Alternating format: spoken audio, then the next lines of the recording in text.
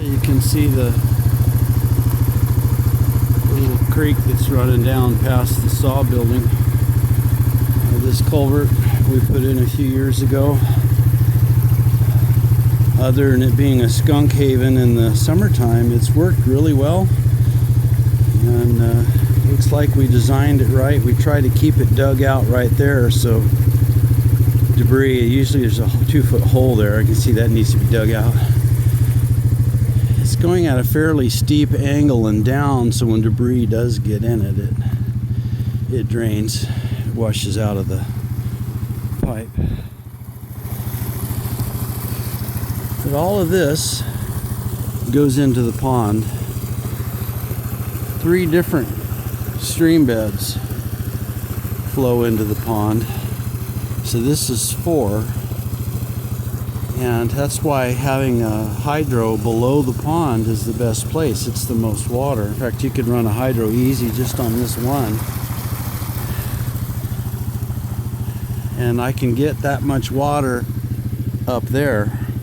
But I'm going to have to run, I think I measured, I made several videos on it and then I deleted them. I think it's 900 feet of 3-inch pipe to be able to put it at the spring house. And then I could send power right up to my house really easy. Oh, all right, we'll go see if I can find any fish down in the pasture. This kind of thing, you got to watch out for this. The hard pan, grade, not fill, and a digger squirrel dug a hole right there. Water came down the road, went in that hole, and that could easily have a network of holes and you could lose your whole bank. That's why we try to eradicate all the digger squirrels. It's not worth a horse or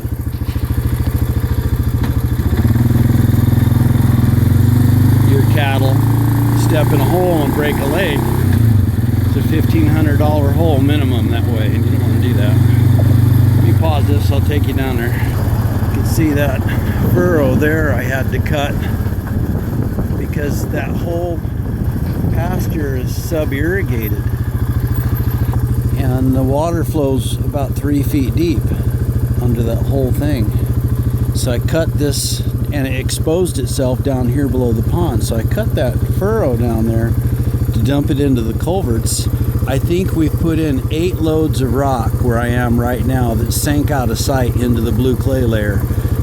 Rock would go down, the blue clay would come up. You lose a pickup truck right here, and got tired of it, and we finally figured it out. It was surface water right here, just under the surface. We picked it up in that ditch, drained it over there, and it dried out on the road, and we never had to put any more rock on it. So in the Pacific Northwest, when you're building roads in the mountains, you got to do some planning.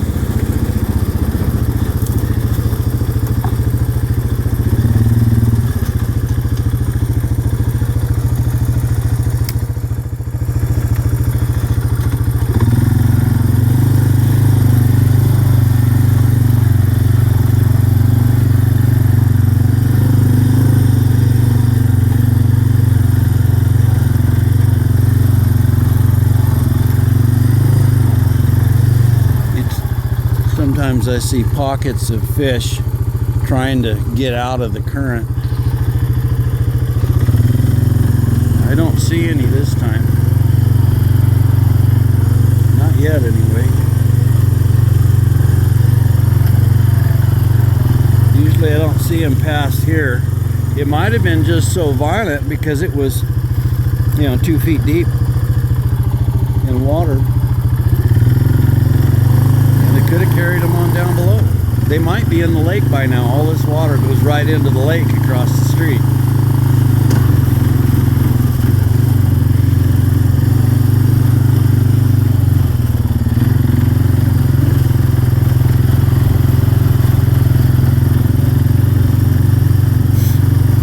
So I was trying to tell those folks that wanted to buy this front piece, do you have a submarine?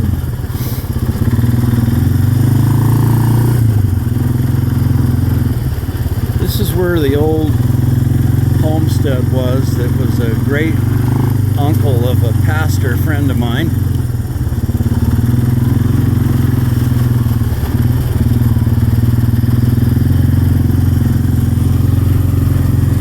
And that was the chicken coop.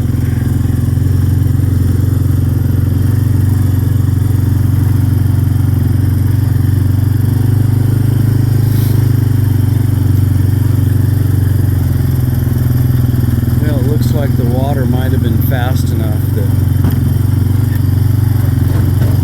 yeah, because it was from over here all the way across a couple of days ago. Raining on top of snow will do that. They say we had 4 feet of snow, and that's about what I brushed off the solar panels, but I don't think you'd ever measured that deep on the ground. You know how it goes. But we did have 3 feet. And then, you know, it was really good to us. It just had gentle rains for a few days.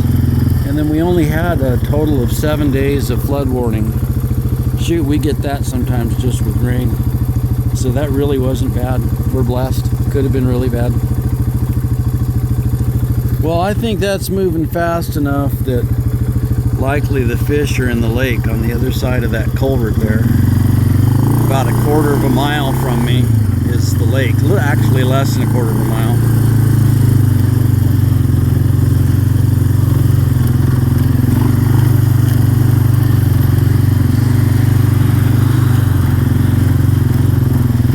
Yeah, they might have flopped all the way down.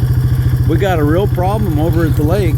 I don't know if I showed the film of the emergency spillway was actually working to about 95%. But since then, a big old tree, I don't know, big, it's probably 24 inches at the butt maybe, fell into the lake, and the current from the creek washed it all the way over to the spillway, and it's caught in the spillway, and they can't close the gate.